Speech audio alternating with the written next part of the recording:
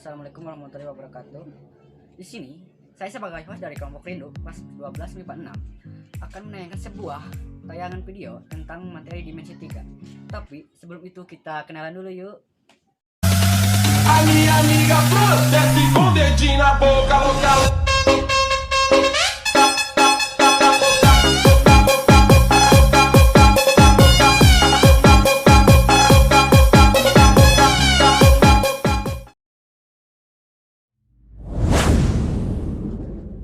Waduh, pusingnya. Pusing kenapa, Rip? Ini tentang dimensi 3, aku tidak mengerti. Waduh.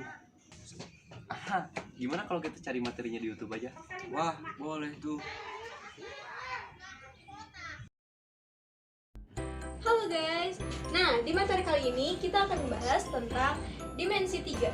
Apa sih dimensi 3? Dimensi 3 itu merupakan bangun dengan ukuran yang terdiri dari panjang, lebar, dan tinggi. Nah dimensi 3 juga sering disebut dengan bangun ruang. Untuk memudahkan mempelajari materi ini, hal dasar yang harus kita ketahui itu ada teorema Pythagoras, aturan sinus kosinus, serta cara proyeksi titik, garis, dan bidang.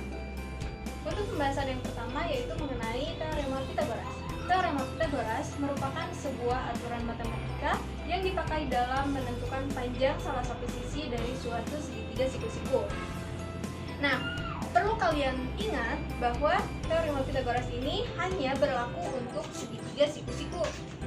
Segitiga siku-siku memiliki sudut 90 derajat.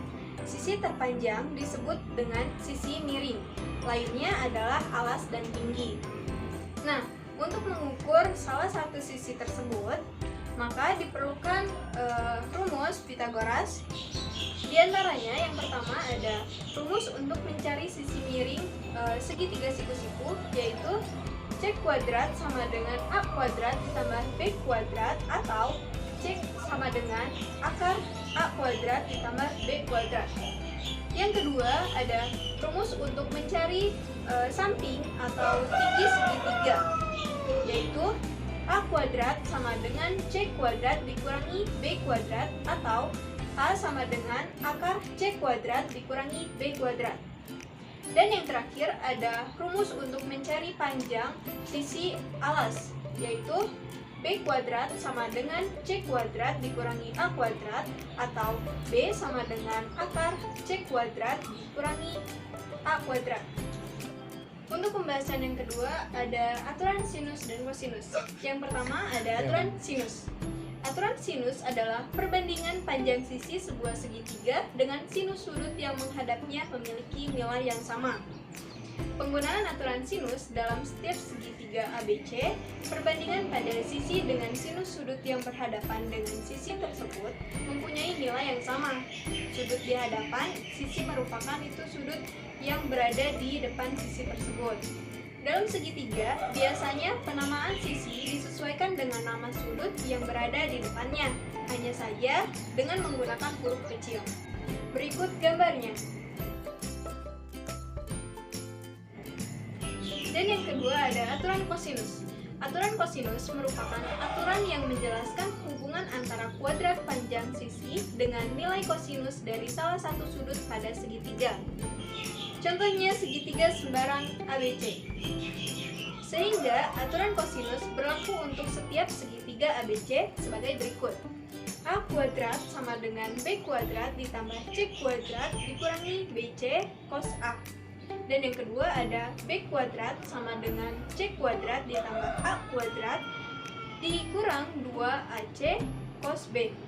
Dan yang ketiga ada C kuadrat sama dengan A kuadrat ditambah B kuadrat dikurang 2AB cos C. Berdasarkan rumus aturan kosinus yang barusan dibahas, maka dapat dirumuskan untuk menghitung besar sudutnya. Di antaranya yaitu ada cos A sama dengan B kuadrat ditambah C kuadrat dikurang A kuadrat per 2BC. Dan yang kedua ada cos B sama dengan C kuadrat ditambah A kuadrat dikurangi B kuadrat per 2AC. Dan yang terakhir ada cos C sama dengan A kuadrat ditambah B kuadrat dikurangi C C kuadrat per 2AB. Untuk pembahasan selanjutnya akan dijelaskan oleh rekan saya. Nah, udah pada paham belum apa yang dijelaskan oleh rekan saya tadi? Jika sudah paham, kita lanjutkan ke materi berikutnya. Materi berikutnya adalah menentukan titik rusuk, kubus, dan juga balok. Titik sudut kubus adalah titik temu atau titik potong tiga rusuk atau lebih. Terdapat 8 buah titik sudut, yaitu A, B, C, D, E, F, G, H. Rusuk kubus merupakan garis potong antara sisi-sisi kubus.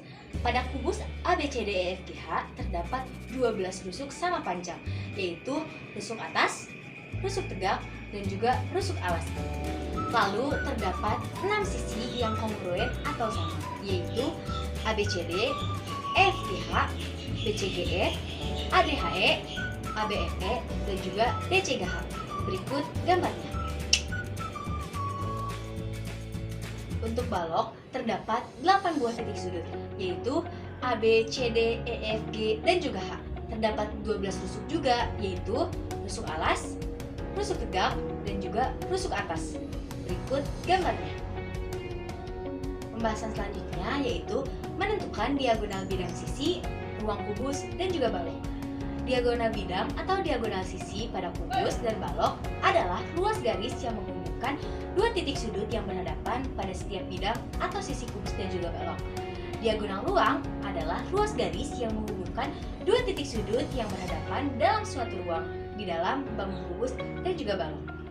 Di dalam kubus ada diagonal sisi, yaitu AFBE bagian depan, CHDG bagian belakang, BGCF bagian kanan, AHED bagian kiri, ACBD bagian bawah, dan juga EGFH bagian atas.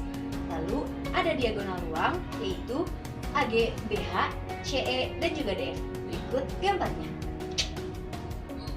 Lalu ada diagonal sisi balok, yaitu AFBE bagian depan, CHDG bagian belakang, BGCF bagian kanan, AHED bagian kiri, ACBD bagian bawah, dan juga EGFH bagian atas.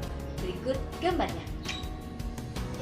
Yuk kita lanjutkan ke pembahasan selanjutnya, yaitu menentukan titik tengah-tengah rusuk alas bawah, tengah, dan juga atas. Berikut gambarnya. Lalu menentukan titik tengah untuk rusuk bidang. Berikut gambarnya. Nah, udah pada paham belum apa yang kita sampaikan tadi? Kalau udah, coba deh kerjakan soal berikut.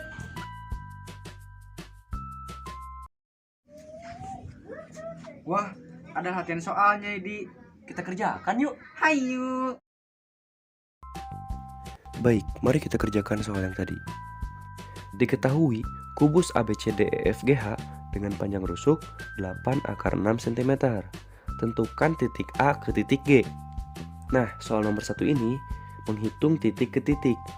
Berdasarkan gambar tersebut, jarak titik A ke G ditunjukkan oleh garis berwarna merah. Untuk menghitung panjang garis AG, kita hitung dahulu panjang garis AC dengan rumus Pythagoras. AC kuadrat sama dengan AB kuadrat ditambah BC kuadrat. AC kuadrat sama dengan 8 akar 6 kuadrat ditambah 8 akar 6 kuadrat. Jadi AC kuadrat sama dengan 2 8 akar 6 kuadrat. Nah, untuk menghitung panjang garis AG, kita hitung juga dengan menggunakan rumus Pythagoras. AG kuadrat sama dengan AC kuadrat ditambah CG kuadrat. AG kuadrat sama dengan 2 8 akar 6 kuadrat ditambah 8 akar 6 kuadrat. AG kuadrat sama dengan 3 8 akar 6 kuadrat. Jadi AG sama dengan akar dari 3 8 akar 6 kuadrat. AG sama dengan 8 akar 6 dikali akar 3, yaitu akar 18. AG sama dengan 8 akar 9 kali 2, sama dengan 8 kali 3 akar 2. Hasilnya 24 akar 2. Wah, akhirnya beres juga, Di. Alhamdulillah. Teman-teman, itulah penampilan dari kelompok kami. Semoga bermanfaat ya. Ciao. Assalamualaikum warahmatullahi wabarakatuh. Matematika, ilmu yang menyenangkan.